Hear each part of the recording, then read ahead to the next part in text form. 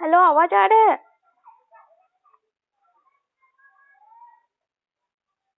Okay.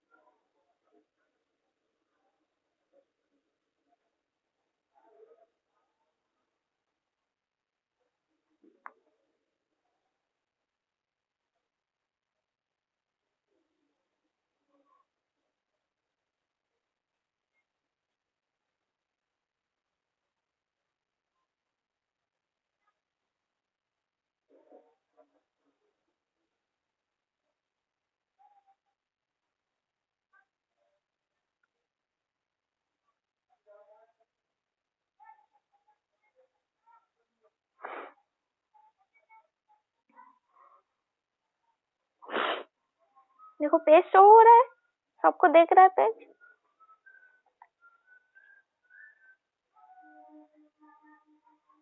देख रहे हैं ना? ठीक है। आज हम लोग जो करेंगे design of the simply reinforced beam, कैसे सिंपली रेनफोर्स्ड बीम का डिजाइन करेंगे, उसके कैसे करेंगे। देखो, सिंगली रेनफोर्स्ड बीम क्या होता है सबको तो पता ही होगा। क्या होता है बताओ तो? Singly reinforced beam, what is singly reinforced beam?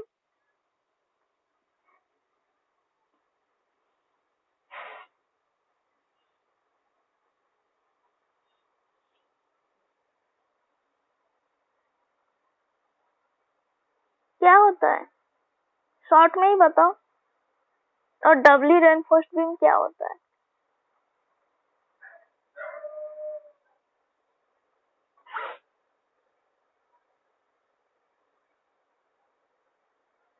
कोई बताओ।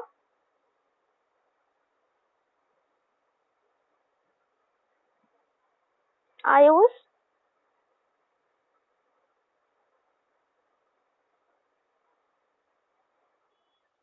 बताओ क्या होता है सिंपली और डबली रेनफोर्स्ड बीम?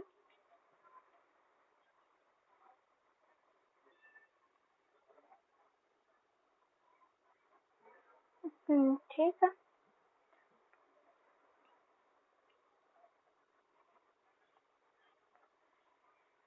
ठीक है, ठीक है। ठीक है, सबको समझ में आ गया है। उसके बाद देखो, हम लोग क्या अभी देखेंगे आईएस कोड का हिसाब से इफेक्टिव स्पैन जो होता है, इफेक्टिव स्पैन लेंथ हम लोगों का कौन सा बीम के केस में कितना होता है। तो हम लोगों का 3 टाइप्स ऑफ बीम है, simply supported beam, second cantilever beam, और थर्ड है कंटिन्यूअस बीम। देखो, सिंपली सपोर्टेड बीम तो सबको पता है, जिसका दोनों साइड में ही बस सपोर्ट रहता है उसको बोलते हैं सिंपली सपोर्टेड बीम। और कैंटिलीवर बीम जिसका एक साइड में फिक्स्ड है और अपोजिट साइड में फिक्स्ड नहीं है, हैंगिंग टाइप रहता है, उसको हम लोग बोलते हैं कैंटिलीवर बीम। और कंटिन्यूअस बीम जिसमें बहुत सारा स्पैन होता है, कंटिन्यूअस बीम जिसको बोला जाता है, जिसको बहुत सारा स्पैन होता है और बहुत सारा सपोर्ट भी रहता है, उसको हम लोग बोलते हैं कंटिन्यूअस बीम।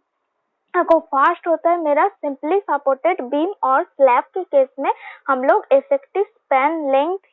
अच्छा, पहले बताओ इफेक्टिव स्पैन लेंथ क्या होता है? What is the effective span length?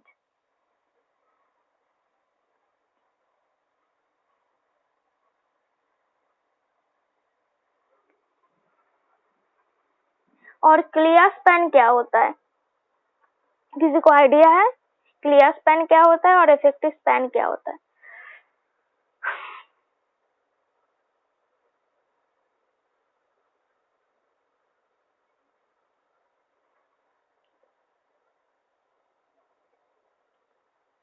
देखो सपोज मेरे पास बीम है, इसका साइड में सपोर्ट दिया हुआ है, सिंपली सपोर्टेड बीम है, ठीक है। इसका एक्स सपोर्ट से लेके दूसरा सपोर्ट तक का जो डिस्टेंस है, इसको हम लोग बोलते हैं क्लियर स्पैन, जिसको हम लोग L0 से डिनोट करते हैं। इसको क्या बोला जाता है? Clear span. क्लियर स्पैन जब मेरा एक सपोर्ट से लेके और एक सपोर्ट तक का जो डिस्टेंस होता है, उसको हम लोग बोलते हैं क्लियर स्पैन। और इफेक्टिव स्पैन किसको बोलते हैं? अब मेरे पास कोई बीम दिया है, ठीक है। जो बीम में जब हम लोग लोड देते हैं, लोड प्रोवाइड करते हैं, जब लोड के वजह से ये दोनों साइड में मेरा कॉलम है, कॉलम सपोज दो साइड में मेरा कॉलम दिया हुआ है, तो लोड के वजह से बीम क्या करता है, सपोर्ट से स्टार्टिंग से बेंड नहीं होता है। ये क्या होता है ना, थोड़ा सा सपोर्ट जहाँ पे है, थोड़ा सा डिस्टेंस छोड़ के उसके बाद वो बेंडिंग होता है। तो ये जो बेंड होता है ना, यहाँ से लेके यहाँ तक का जो डिस्टेंस है, इसी को हम लोग बोलते हैं इफेक्टिव स्पैन लेंथ। तो अलग अलग बीम के केस में अलग अलग इफेक्टिव स्पैन होता है। सपोज मेरा सिंपली सपोर्टेड बीम है, ठीक है, तो सिंपली सपोर्टेड बीम के केस में मेरा इफेक्टिव स्पैन कितना होता है, तो तुम लोग ओपन करो IS 456 IS 456 2000 का पेज नंबर देखो। पेज नंबर कितना है? पेज नंबर 34 देखो, 34 का लो, उसके बाद हम समझाते हैं सिंपली सपोर्टेड बीम के केस में कितना मेरा इफेक्टिव स्पैन लेते हैं। सबको खोलने के बाद हमको बताना कितना। पेज खोलो, पेज नंबर 34 IS 456 2000 का, वहाँ पे देखो क्लॉज है 22.2। क्लॉज कितना है? क्लॉज मेरा है 22.2 है। इसको ओपन करो।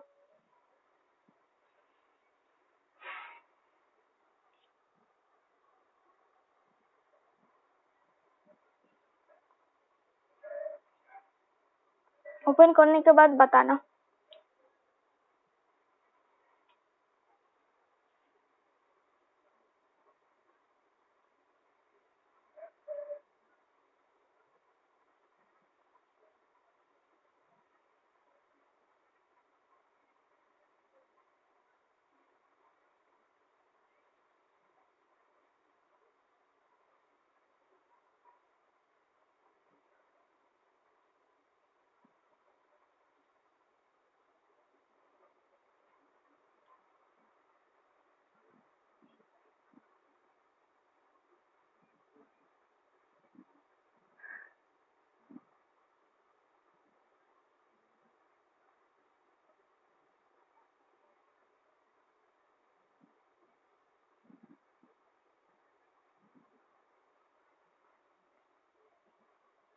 सबको ओपन किए हो IS कोड, IS 456 2000 का पेज नंबर 34। हमको बता। हम्म,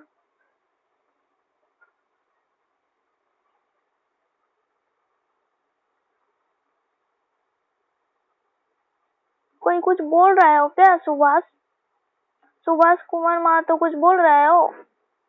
तुम्हारा आवाज कट रहा है।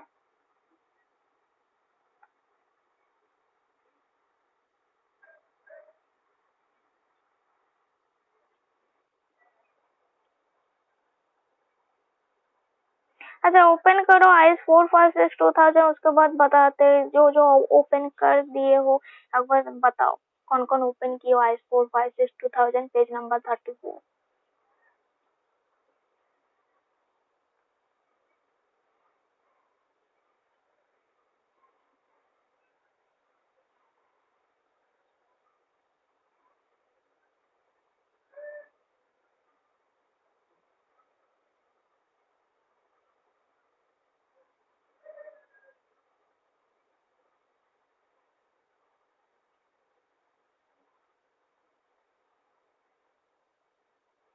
ओपन है? ठीक है।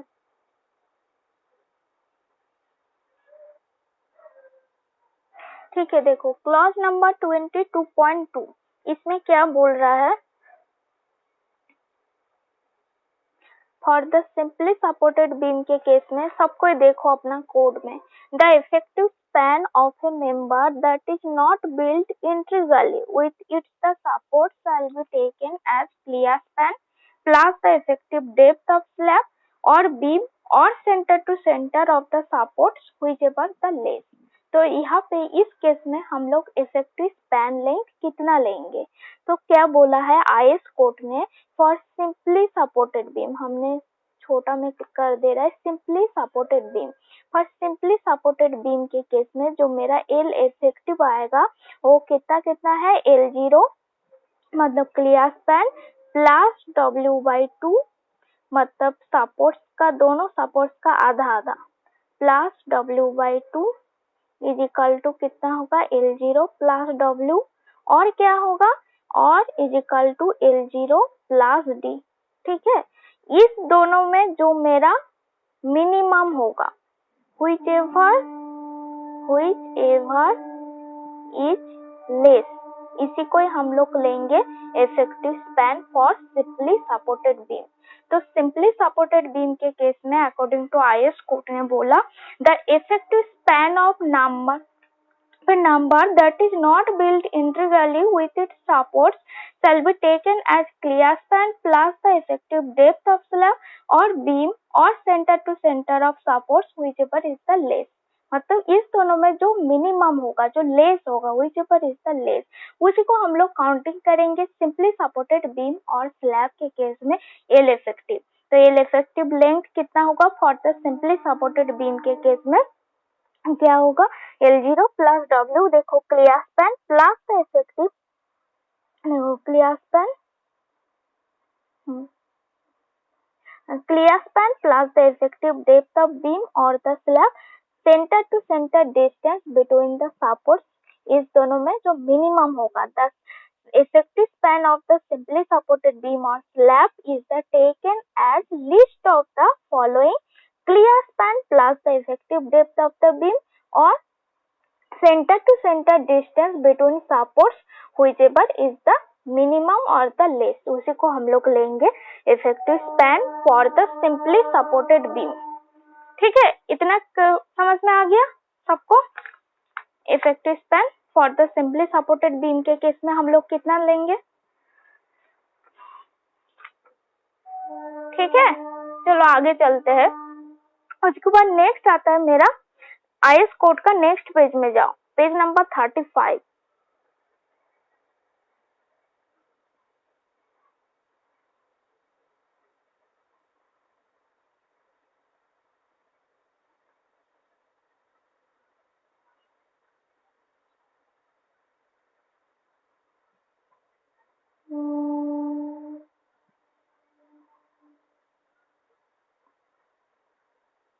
पेज नंबर 35 में जाने के बाद बताना,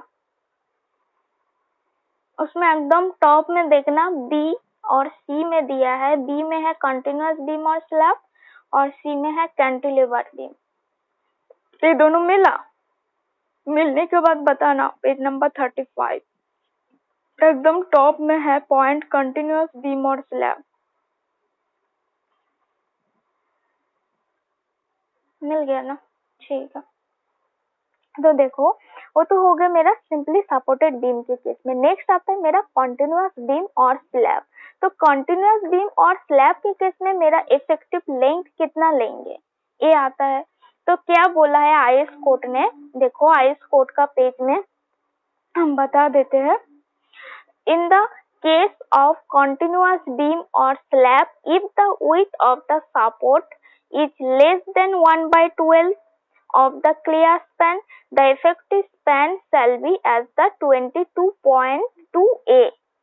मतलब क्या बोल रहा है, जब मेरा कंटिन्यूअस बीम और स्लैब के केस में width of the support is less than 1/12, मतलब जो width है, width of the support जो है वो मेरा less than 1/12 हुआ, तो उसके केस में लेस देन और इज इक्वल टू 1/12 हुआ तो उसके केस में जो हम लोग कंटिन्यूअस बीम के जो इफेक्टिव लेंथ लेंगे वो as a simply supported beam का जितना आता है उतना ही लेंगे। यही बोल रहा है क्लॉज में। देखो, in the case of continuous beam और slab if the width of the support is less than 1/12 of the clear span 1/12 of clear span जो मेरा सपोर्ट का जो विड्थ है वो मेरा less than 1/12 of clear span हुआ, उसके केस में जो हम लोग एल इफेक्टिव लेंगे वो कैसे होगा? L effective as a simply supported beam का जितना आया था। सिंपली सपोर्टेड बीम का कितना आया था? L0 प्लस W और L0 प्लस D, इस दोनों में जो मिनिमम होगा वो मेरा सिंपली सपोर्टेड बीम के केस में आया था। तो बट ये जो कंटिन्यूअस बीम ये मेरा है कंटिन्यूअस बीम के केस में जो मेरा देखो कंटिन्यूअस बीम और स्लैब के केस में जो मेरा एल इफेक्टिव लेंगे, जब एल इफेक्टिव के केस में जब मेरा सपोर्ट का जो विड्थ है W जब less than 1/12 of clear span, उसके केस में जो हम लोग इफेक्टिव लेंथ लेंगे वो मेरा as a simply supported beam जैसा ही होगा। ठीक है, जब मेरा W less than 1/12 of clear span. Next देखो, नेक्स्ट क्या पॉइंट बोल रहा है? If the support are wider than 1/12 of clear span और 600 mm। तो क्या बोल रहा है नेक्स्ट केस? ये मेरा फर्स्ट केस था। कंटिन्यूअस बीम का दो केस बनता है, एक फर्स्ट केस है और एक सेकंड केस। सेकंड केस में क्या बोल रहा है? If the supports are wider than 1/12 of clear span or 600 mm, whichever is the less, the effective span shall be taken as under। उसका पॉइंट दिया हुआ है। जब मेरा नेक्स्ट पॉइंट क्या है? जब W जो है मेरा ग्रेटर देन 600 mm और 1/12 ऑफ द क्लियर स्पैन और 1/12 ऑफ क्लियर स्पैन, इस दोनों में जो लेस है उसके केस में कौन सा कंडीशन में हम लोग एल इफेक्टिव कैलकुलेट करेंगे? इसके केस में जो हम लोग कैलकुलेट करेंगे बताते हैं। जो एल इफेक्टिव होगा फर्स्ट सब कुछ पिक से बताते, तो एक पिक ड्रॉ करते हैं उसके बाद बताते हैं। देखो, मेरा जो कंटिन्यूअस बीम होता है वो इतना सारा सपोर्ट रहता है, बहुत ज्यादा स्पैन रहता है। तो इस केस में क्या बोल रहा है आईएस कोड ने बोल रहा है for the end span with the one end is the fixed, suppose मेरा वन एंड फिक्स्ड है and the other is continuous, और for intermediate span the effective span shall be the clear span between the supports. ठीक है, और second condition में क्या बोला है? For the end span with the one end is free and the other is continuous, the effective span shall be equal to the clear span plus half the effective depth of beam or slab or clear span plus half the width of the continuous support whichever is the less। तो जब मेरा W greater than 600 होगा तो इस case में क्या होगा? इस केस में होगा जो मेरा फास्ट स्पैन होगा, फर्स्ट स्पैन के केस में L effective acting as a cantilever beam. मतलब देखो, ये जो मेरा फास्ट स्पैन है, सपोज ये मेरा कंटिन्यूअस बीम है, ठीक है, कंटिन्यूअस बीम है, इसका जो फास्ट स्पैन है, फास्ट ए वाला, सपोज ये मेरा फास्ट स्पैन है, ठीक है, इसको रेड से दिखाते हैं। ये मेरा फास्ट स्पैन है, ए क्या होगा? ए इसका एल इफेक्टिव होगा कैंटिलीवर का जितना निकाले थे। अच्छा, पहले कैंटिलीवर वाला बता देती हूँ, नहीं तो पता बन। देखो, कैंटिलीवर बीम जो होगा, कैंटिलीवर बीम के केस में जो एल इफेक्टिव होता है वो मेरा होता है L0 प्लस D/2। तो L0 होता है मेरा क्लियर स्पैन लेंथ और D क्या होता है? इफेक्टिव डेप्थ होता है। तो देखो, हमें ये वाला पहले बता देना चाहिए था कैंटिलीवर बीम। तो कैंटिलीवर बीम के केस में जो मेरा एल इफेक्टिव होता है L0 प्लस D/2 है, ठीक है, L0 प्लस D/2। D मेरा इफेक्टिव डेप्थ है, सबको पता है, और L0 मेरा क्लियर स्पैन है। बट देखो, कंटिन्यूअस बीम के केस में क्या बोल रहा है? जब मेरा W ग्रेटर देन 600 mm तो फास्ट जो स्पैन होगा, first span as a cantilever beam जैसा ही एक्टिंग करेगा। तो फास्ट स्पैन जो होगा और मेरा एल इफेक्टिव कितना होगा, जो मेरा कैंटिलीवर बीम के केस में एल इफेक्टिव है वही मेरा होगा फास्ट स्पैन के केस में। बट आधा स्पैन जो रेस्ट रहेगा वो मेरा क्लियर स्पैन का लेंथ लेके चलेंगे। मतलब ये जो आधा स्पैन है इसका कितना एल इफेक्टिव होगा, L0। आधा स्पैन के केस में जो एल इफेक्टिव होगा, L effective is equal to rest clear span. इतना समझ में आया? नहीं तो बोलो दोबारा बता देंगे।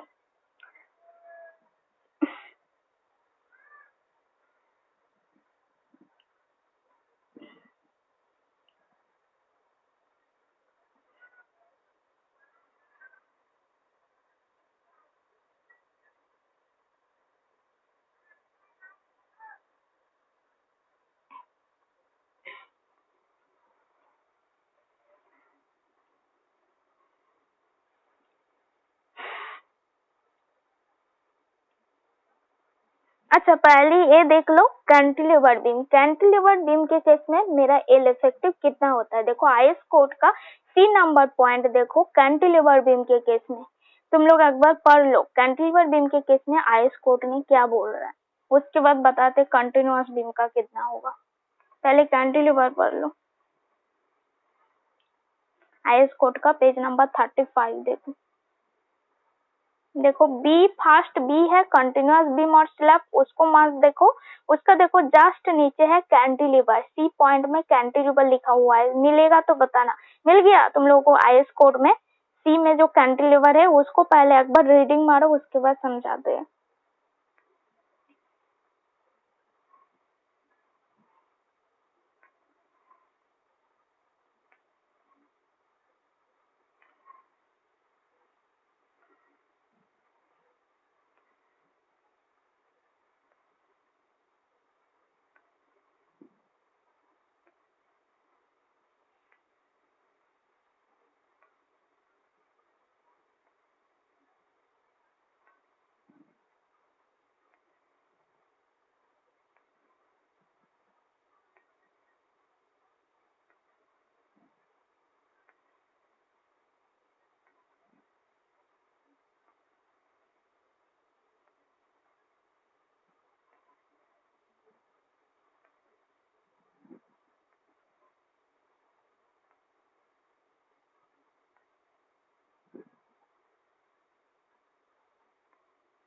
देखो क्या बोला है आईएस कोड ने कैंटिलीवर बीम के केस में, the effective length of a cantilever shall be taken as its length to the face of the support plus the half the effective width except where it forms the end of a continuous beam where the length of the center of support shall be the taken। देखो cantilever case में हम लोग यहाँ पे short करके बता देते हैं। जो effective span for the cantilever beam के केस में होगा तो एल इफेक्टिव कितना होगा, एल इफेक्टिव लेंगे क्लियर स्पैन L0 प्लस मेरा इफेक्टिव डेप्थ डिवाइडेड बाय 2। ये मेरा कैंटिलीवर के केस में एल इफेक्टिव है। ठीक है, ये मेरा कैंटिलीवर बीम के केस में, कैंटिलीवर बीम के केस में ये मेरा इफेक्टिव लेंथ है, इतना लेंगे। L effective is equal to L0 plus D/2। ठीक है, उसके नेक्स्ट आते हैं मेरा कंटिन्यूअस बीम। तो कंटिन्यूअस बीम का दो कंडीशन है जो आईएस कोड में बता रहा है, मतलब कंटिन्यूअस बीम। ठीक है, फॉर थर्ड है मेरा कंटिन्यूअस, मेरा कंटिन्यूअस बीम। तो इसके केस में हम लोग एल इफेक्टिव कितना लेंगे तो बता दे। जो फास्ट मेरा W का जो वैल्यू है वो मेरा less than is equal to 1/12 of clear span, और इसको 600 mm भी बोल सकते हो। 1/12 ऑफ द क्लियर स्पैन और 600 mm हुआ तो इसके केस में जो मेरा एल इफेक्टिव लेंगे वो as a simply supported beam जैसा ही क्रिएट होगा। मतलब उसका कितना होगा L effective is equal to होगा L0 प्लस W और कितना होगा L0 प्लस D। इस दोनों में जो मेरा लेस होगा which ever is the less. ठीक है, ये मेरा फर्स्ट कंडीशन है। और सेकंड कंडीशन क्या है, जब मेरा W का वैल्यू, देखो W का वैल्यू जो है वो मेरा greater than 1/12 of clear span और 600 mm। जो मेरा W का जो वैल्यू हम ग्रेटर देन 600 mm से बताते हैं, तो ग्रेटर देन 600 mm और 1/12 ऑफ द क्लियर स्पैन, इसके केस में जो हम लोग एल इफेक्टिव कैलकुलेट करेंगे, इसका देखो जो मेरा कंटिन्यूअस है, ठीक है, कंटिन्यूअस है तो इसका बहुत सारा स्पैन होगा, कंटिन्यूअस बीम है, तो ये आईएस कोड में क्या बोल रहा है, जो फास्ट जो स्पैन होगा कंटिन्यूअस बीम के केस में, वो एज ए कैंटिलीवर बीम जैसा एक्ट करता है, as acting as cantilever beam. इसको ऐसे कर देते हैं, एक्टिंग फास्ट स्पैन, मतलब एल इफेक्टिव जो होगा वो क्या है, एल इफेक्टिव एक फास्ट जो स्पैन है acting as a cantilever beam. तो कैंटिलीवर बीम के केस में जो एल इफेक्टिव था वही होगा वैल्यू L0 प्लस dy2, ठीक है। इसके फास्ट स्पैन के केस में जो मेरा एल इफेक्टिव लेंगे वो होगा L0 प्लस dy2। बस देखो सेकेंड स्पैन, जो सेकेंड जो स्पैन होगा, मतलब जो आधा स्पैन है, जो रेस्ट स्पैन है, तो उसके केस में जो एल इफेक्टिव हम लोग कितना लेंगे, रेस्ट जो जितना सारा बाकी जो आधा स्पैन है उसके केस में हम लोग क्लियर स्पैन लेके ही चलेंगे, जितना क्लियर स्पैन मतलब L0 लेके ही चलेंगे, L effective equal to L0 है। तो क्लियर स्पैन का कितना वैल्यू है, क्लियर स्पैन लेंथ L0 है। तो देखो फॉर कंटिन्यूअस बीम के केस में जब मेरा W का वैल्यू, W क्या है, विड्थ ऑफ द सपोर्ट, जब मेरा width of the support is less than 1/12 of the clear span, the effective span shall be as a simply supported beam.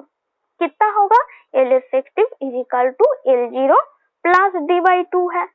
बस आधा स्पैन के केस में हम लोग एल इफेक्टिव कितना लेंगे, फॉर कंटिन्यूअस बीम के केस में, फास्ट स्पैन के केस में तो हम लोग लेंगे कैंटिलीवर बीम का जितना एल इफेक्टिव होता है, और अदर जो स्पैन होगा इसके केस में हम लोग एल इफेक्टिव L0 लेके चलेंगे, मतलब रेस्ट हम लोग क्लियर स्पैन लेके ही चलेंगे। जो अदर जो स्पैन है कंटिन्यूअस बीम के केस में वो हम लोग कितना लेंगे, L effective is equal to rest clear span, ठीक है। इतना समझ में आया, एक बार देख लो तुम लोग, उसको ना दोबारा फिर से समझा देंगे, इसको एक बार देख लो, ये वाला पेज एक बार पढ़ लो।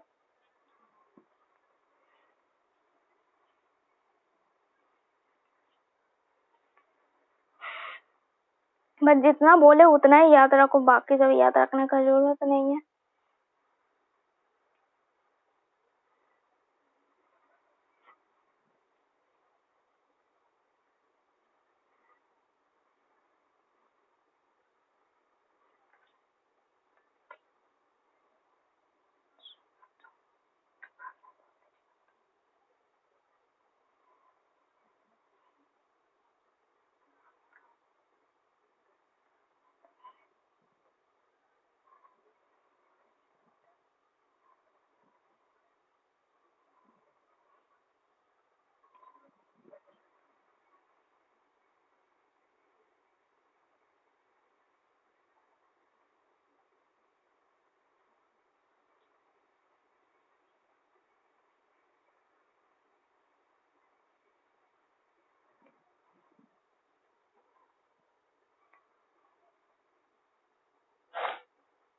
उसका देखो नेक्स्ट आता है कंट्रोल ऑफ डिफ्लेक्शन। इसको हम लोग कैसे, इसका तो एक फिक्स्ड वैल्यू दिया है आईएस कोड का पेज नंबर 37 में, और क्लॉज नंबर है 23.2 है, ठीक है। तुम लोग एक बार 23.2.1 क्लॉज नंबर पे जाओ, पेज नंबर 37 में जाओ, IS 456/2000 का, जाने के बाद बताना।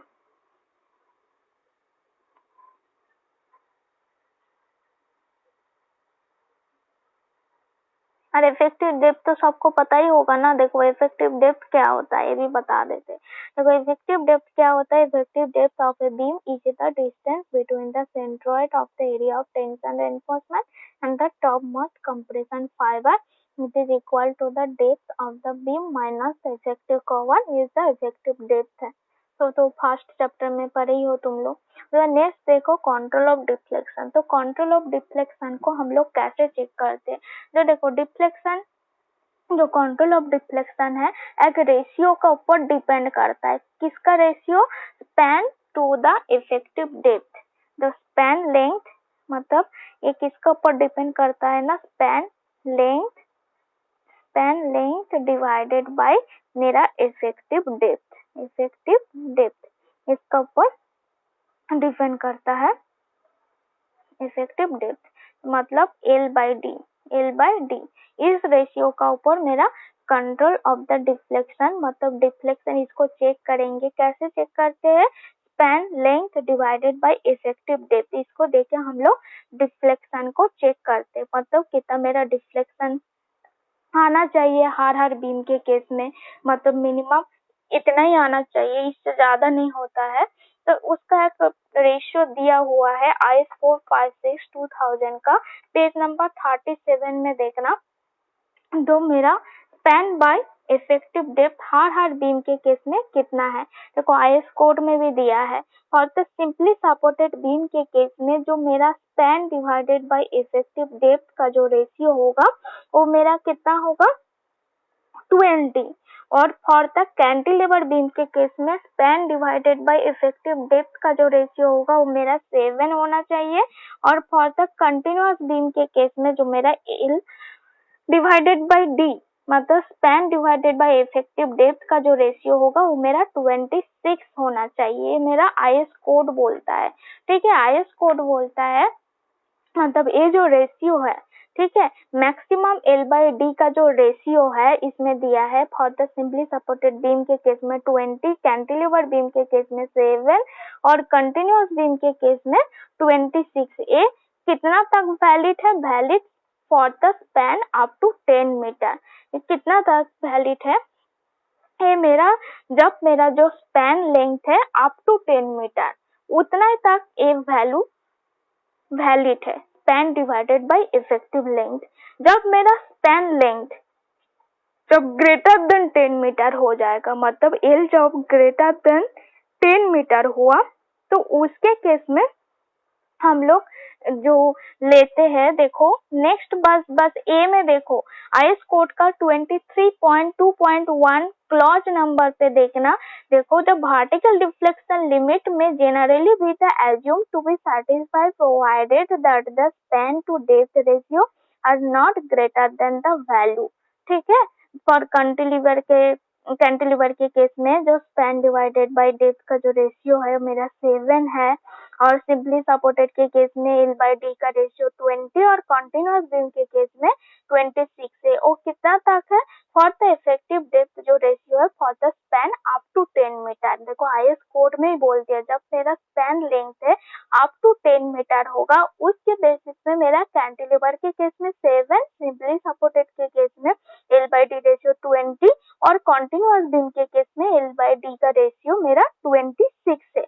जब मेरा L ग्रेटर देन 10 मीटर, मतलब ये तो मेरा अप टू 10 मीटर तक इतना है, L/D का रेशियो इतना ही लेना है, इससे ज्यादा नहीं लेना है। बस स्पैन लेंथ जब L का वैल्यू जब मेरा ग्रेटर देन 10 मीटर हो गया तो उसके केस में हम लोग कितना लेते हैं? तो L/D का जो रेशियो लेते हैं तो उसके केस में जो हम लोग लेते हैं L/D into 10 metre divided by span, 10 metre divided by span.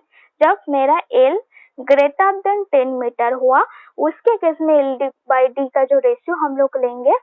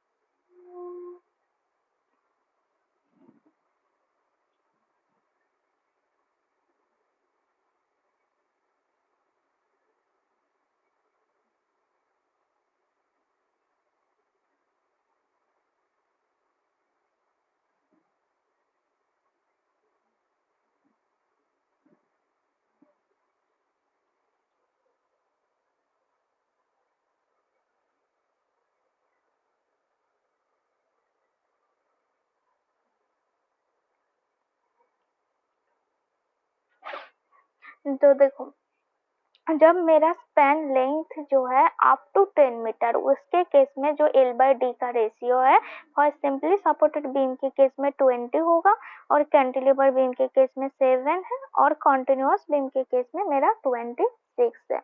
जब मेरा लेंथ का जो स्पैन लेंथ जब मेरा ग्रेटर देन 10 मीटर, मतलब जो मेरा स्पैन लेंथ सपोज मेरा ग्रेटर देन 10 मीटर हुआ, उसके केस में कितना वैल्यू होगा, L बाई डी का जो वैल्यू है, देखो L बाई डी का जो वैल्यू होगा वो हो जाएगा मेरा L बाई डी का जो रेशियो है, मतलब सपोज मेरा सिंपली सपोर्टेड बीम के केस में L बाई डी का रेशियो 20 है, तो 20 मल्टीप्लाई हो जाएगा 10 मीटर डिवाइडेड बाय स्पैन।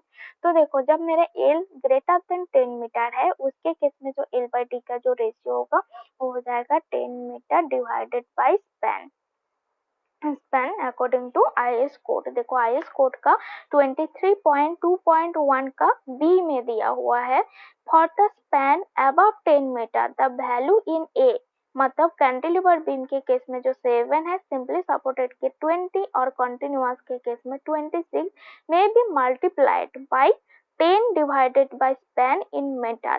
ठीक है, ये मेरा कितना है, कितना हो जाएगा, जो मेरा L बाई डी का जो रेशियो होगा, सपोज मेरा कैंटिलीवर बीम है, कैंटिलीवर बीम हो गया तो इसको क्या करते हैं, जब L ग्रेटर देन 10 मीटर हो जाएगा कैंटिलीवर बीम के केस में, देखो L बाई डी का रेशियो 7 है, तो 7 मल्टीप्लाई हो जाएगा 10 metre divided by span length, तो इतना हो जाएगा। जब मेरा स्पैन जो लेंथ मेरा ग्रेटर देन 10 मीटर हुआ, उसके केस में जो मेरा वैल्यू होगा L बाई डी का जो रेशियो होगा वो मेरा हो जाएगा L by D into 10 metre divided by span. जब मेरा length up to 10 metre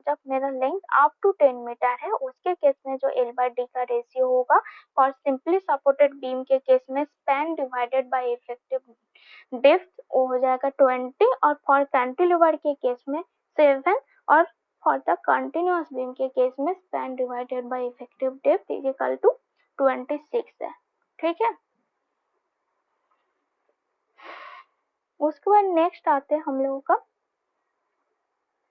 page number 37 में ही है। पेज नंबर 37 में क्या बोल रहा है, हाँ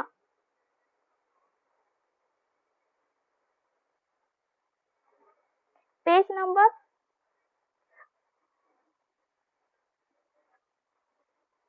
स्पैन लेंथ जब मेरा 10 मीटर से ज्यादा हुआ, देखो IS कोड का 23.2.2, और जब मेरा span length up to 10 metre, हाँ फॉर सिंपली सपोर्टेड बीम के केस में 20, कैंटिलीवर के केस में 7, और कंटिन्यूअस के केस में 26। ठीक है, उसको देखो नेक्स्ट आते permissible value of the deflection कितना होता है, ड्यूरिंग कास्टिंग में कितना मैक्सिमम डिफ्लेक्शन लेते हैं, और आफ्टर कास्टिंग में मैक्सिमम हम लोगों को कितना शो होना चाहिए डिफ्लेक्शन, उसका भी पॉइंट दिया है IS कोड में। तो इसको छोड़ो, अभी बताते हैं, उसे यहाँ पे नहीं है पर हम बता देते हैं। देखो पेज नंबर 37 का IS कोड में जाओ और 23.2 का A नंबर पॉइंट में देखो, 23.2 का A नंबर पॉइंट, तो क्लॉज देखो 23.2 और A में देखो तो क्या बोल रहा है, the final deflection due to all loads including the effect of temperature creep and shrinkage and measure from the cast level of the supports of floor, roofs and all others horizontal members should not normally exceed span divided by 250, मतलब during casting, मतलब during बता देते हैं, during casting जब casting करते हैं ना suppose beam का, तो ड्यूरिंग कास्टिंग करते टाइम जो मैक्सिमम डिफ्लेक्शन कितना होना चाहिए, maximum deflection is equal to span divided by 250, इतना mm होना ही चाहिए। IS कोड ने बता रहा है इतना mm मैक्सिमम डिफ्लेक्शन शो करना चाहिए हम लोगों का ड्यूरिंग कास्टिंग के टाइम बीम का। तो देखो the final deflection due to all loads including the effect of temperature creep and shrinkage and measured from the as cast level of the supports of floors, roofs and all other horizontal members should not normally exceed span divided by 250। तो during casting में maximum deflection हमारा beam में show करना चाहिए span divided by 250, ठीक है, इससे ज्यादा नहीं शो करना चाहिए। उसका देखो नेक्स्ट क्या बी में क्या बोल रहा है, नेक्स्ट पॉइंट देखो बी में क्या बोल रहा है, the deflection including the effect of temperature creep and shrinkage occurring after erection of partitions and the application of finishes should not normally exceed span divided by 350 or 20 mm whichever is the less। मतलब after casting के बाद मतलब casting के बाद मेरा deflection कितना show करना चाहिए, मैक्सिमम डिफ्लेक्शन जो आफ्टर कास्टिंग मैक्सिमम डिफ्लेक्शन मेरा शो करना चाहिए showing is equal to span divided by 350 और कितना बोल रहा है 20 mm whichever is the less, ठीक है, वही मेरा आफ्टर कास्टिंग में maximum deflection showing is equal to span divided by 350 और 20 mm whichever is the less, जो हम मिनिमम होगा उसको हम लोग लेंगे, मैक्सिमम जो डिफ्लेक्शन शो करना चाहिए स्पैन डिवाइडेड बाय 350 और 20 mm whichever is the less। बस ड्यूरिंग कास्टिंग के टाइम मैक्सिमम डिफ्लेक्शन मेरा स्पैन डिवाइडेड बाय 250 mm इतना शो करना चाहिए, उससे ज्यादा नहीं होना चाहिए मैक्सिमम जो डिफ्लेक्शन, इसका आसपास ही रहना चाहिए जो मैक्सिमम डिफ्लेक्शन होता है। हाँ बोलो।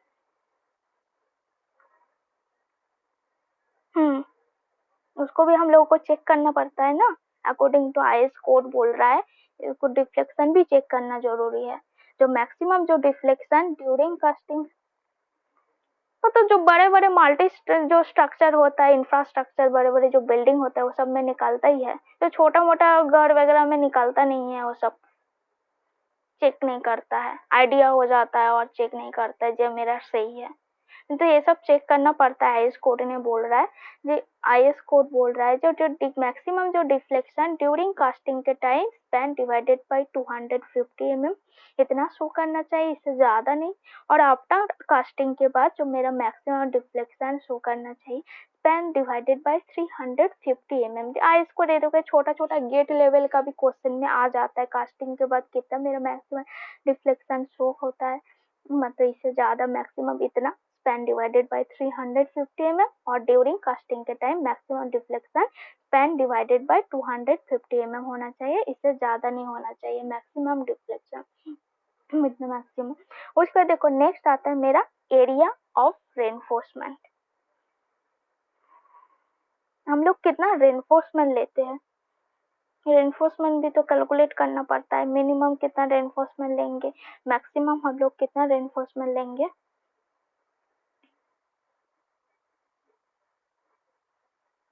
हाँ बीम के केस में बोला। उसके बाद देखो नेक्स्ट देखो area of reinforcement, page number 46 में जाओ आईएस कोड का।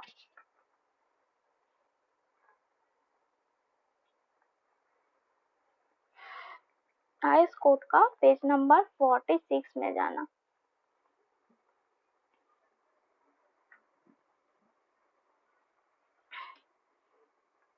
और क्लॉज नंबर देखो 6.5.1।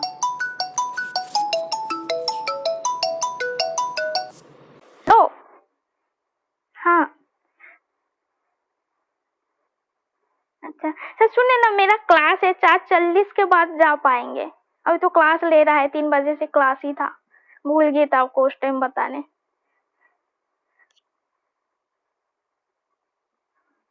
हाँ उधर ही होगा ना गणेश सर, एक बार देख लीजिए ना,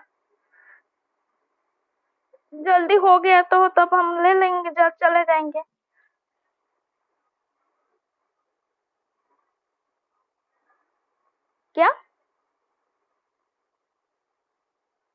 हाँ वीडियो देना होगा ना यूट्यूब का। हाँ हाँ सर देखते हैं।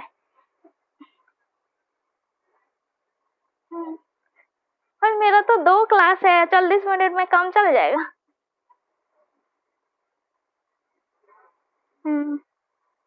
हाँ देखते देखते हैं। ठीक है।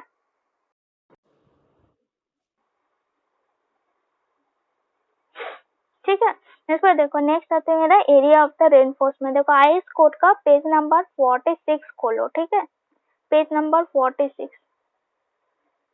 खोल देना। उसको देखो क्लॉज नंबर देखो 26.5.1 बीम्स बोल के लिखा हुआ है।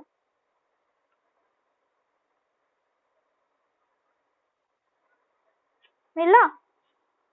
उसके बाद देखो यहाँ पे देखो क्या बोल रहा है, जो मिनिमम रेनफोर्समेंट हम लोगों को बीम के केस में कितना लेंगे, और टेंशन रेनफोर्समेंट और मिनिमम रेनफोर्समेंट मैक्सिमम रेनफोर्समेंट हम लोगों को कितना लेना है।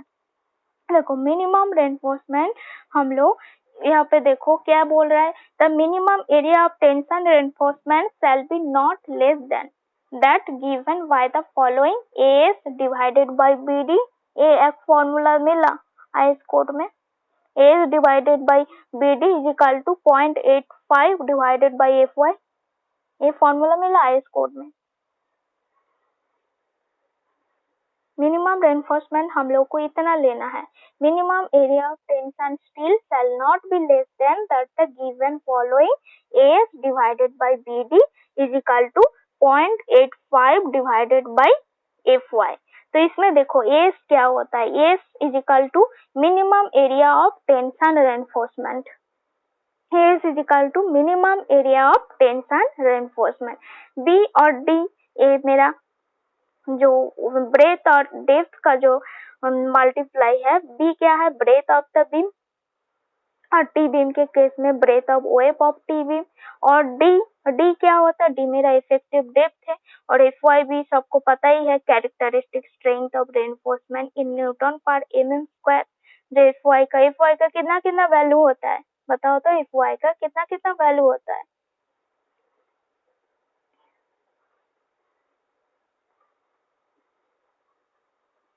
याद है?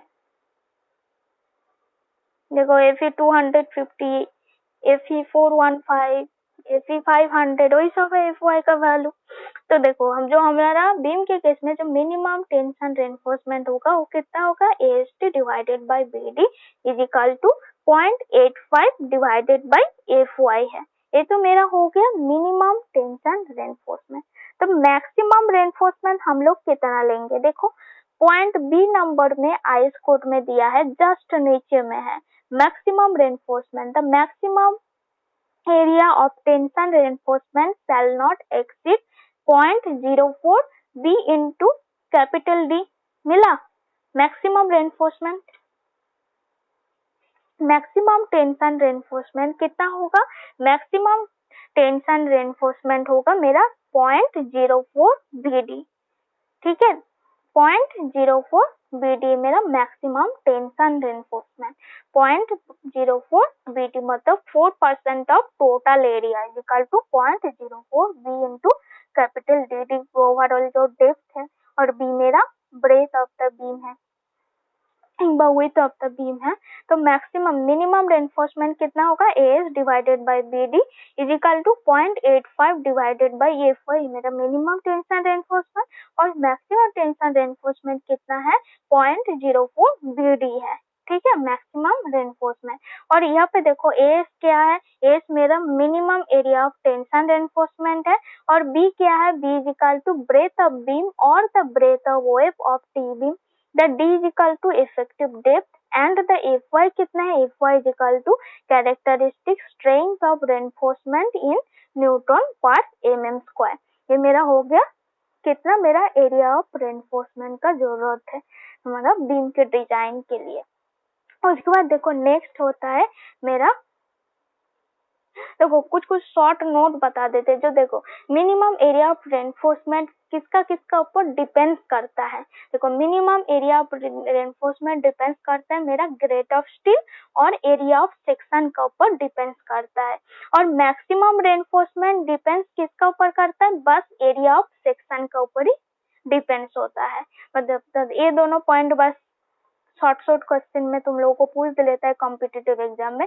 जो मिनिमम जो एरिया ऑफ रेनफोर्समेंट और किसका किसका ऊपर डिपेंड्स करता है, ग्रेड ऑफ स्टील और area of section, but maximum reinforcement depends on the area of section only. ठीक है। उसके बाद नेक्स्ट आता है मेरा साइड फेस रेनफोर्समेंट। देखो side face reinforcement page number 47 का ही देखो, क्लॉज नंबर 26.5.1.3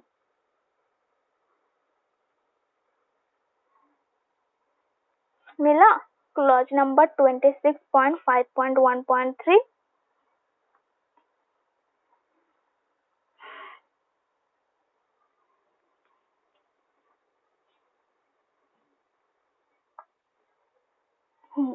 तो देखो मैक्सिमम साइड फेस रेनफोर्समेंट हम लोग कितना लेते हैं, उसको हम लोगों को आईएस कोड में देखो दिया हुआ है। क्या बोल रहा है, मैक्सिमम साइड फेस रेनफोर्समेंट जब मेरा देखो, अच्छा साइड फेस रेनफोर्समेंट हम लोग किस लिए प्रोवाइड करते हैं, किसी को पता है हम लोग क्यों साइड फेस रेनफोर्समेंट देते हैं बीम के केस में?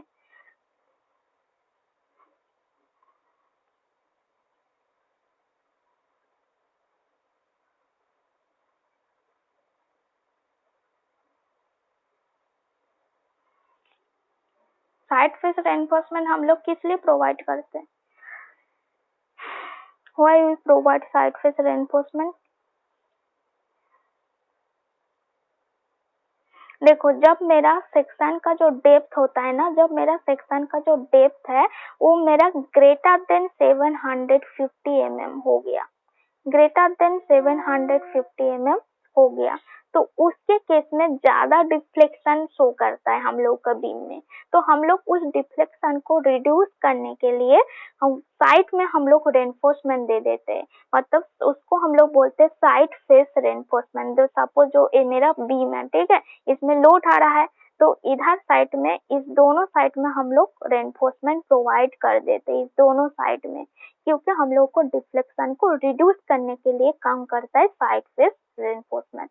जब मेरा section depth greater than 750 mm, उस केस में देखो आईएस कोड का क्लॉज नंबर देखो 26.5.1.3 है, साइड फेस रेनफोर्समेंट का दिया है। क्या बोल रहा है, where the depth of web in the beam exceed 750 mm, the side face reinforcement shall be provided along the two faces। ठीक है। The total area of such reinforcement shall be not less than 0.1% of the wave area and shall be distributed equally on the two faces at a spacing not exceeding 300 mm or wave thickness whichever is the less। तो देखो क्या बोल रहा है, जो मेरा side face reinforcement जो maximum side face reinforcement देंगे वो कितना होगा, मैक्सिमम साइड फेस रेनफोर्समेंट वो आएगा मेरा 0.1% ऑफ द वेव एरिया। देखो मैक्सिमम साइड फेस रेनफोर्समेंट इस बस यही पॉइंट ही बस याद रखो, उतना याद रखने का जरूरत नहीं है। कितना होगा मैक्सिमम साइड फेस रेनफोर्समेंट, वो होता है 0.1%। 0.1% किसका है, ऑफ वेव एरिया। तो maximum side face reinforcement is equal to 0.1% of the web area according to IS code. IS कौन सा कोड है, 456/2000। जो ये तो मेरा दोनों साइड के लिए इतना साइड रेनफोर्समेंट देना है ऑफ द वेव एरिया का। बट देखो वन इस साइड के केस में कितना हो जाएगा, शॉर्ट क्वेश्चन में आता है maximum side face reinforcement on east side मतलब एक्स साइड के केस में कितना हो जाएगा, इसको डिवाइडेड बाई 2 कर देंगे, 0.1% divided by 2 into web area, वो हो जाएगा। ये मेरा दोनों साइड के केस में मैक्सिमम साइड फेस रेनफोर्समेंट कितना लेना चाहिए, 0.1% ऑफ द वेव एरिया। देखो आईएस कोड का पेज नंबर 47 का क्लॉज नंबर देखो 26.5.1.3 side face reinforcement where the depth of wave in the beam exceeds 750 mm। जब मेरा depth of the wave of the beam 750 mm से ज्यादा है, मतलब डिफ्लेक्शन मेरा ज्यादा आएगा, तो उसके केस में हम लोग साइड फेस रेनफोर्समेंट प्रोवाइड करते। तो आईएस कोड ने क्या बोला, where the depth of wave in the beam exceeds 750 mm, the side face reinforcement shall be provided along the two side faces. The total area of such reinforcement shall be not less than 0.1% of the wave area and shall be distributed equally on two faces at a spacing not exceeding 300 mm or the wave thickness whichever is the less। तो जो मेरा side face reinforcement देंगे उसका कितना value है, 0.1% of the web area. Maximum side face reinforcement is equal to 0.1% of the web area. और एक्स side के केस में पूछेगा तो maximum side face reinforcement for the east side के वन साइड के केस में वो इसको डिवाइडेड बाई 2 कर देंगे, 0.1% divided by 2 into web area. ठीक है,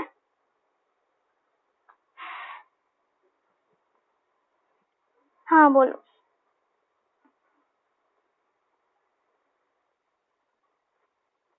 हाँ, बीम का ही तो डिजाइन हो रहा है ना अभी।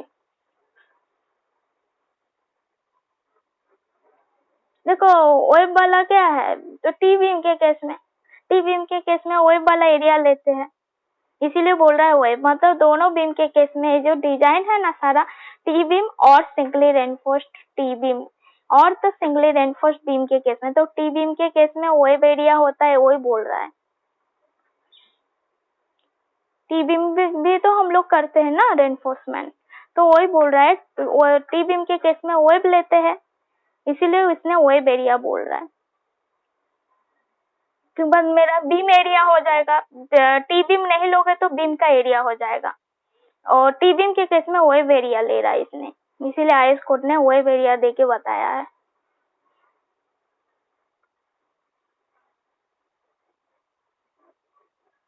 नहीं, ये जो मेरा आईएस कोड में दिया है दो साइड के केस में दिया है, मतलब जो बीम का दोनों साइड फेस रेनफोर्समेंट दोनों साइड के केस में वो टोटली दिया है maximum side face reinforcement 0.1% of web area. ठीक है, बस जब हम लोग वन साइड के केस में, जब क्वेश्चन में पूछेगा जो वन साइड के केस में मैक्सिमम साइड फेस रेनफोर्समेंट कितना देते हैं, तब क्या करोगे, ये डिवाइडेड बाई 2 हो जाएगा। वही बोले, वो भी क्वेश्चन पूछता है छोटा छोटा में, इसीलिए हम बता दिए। ठीक है,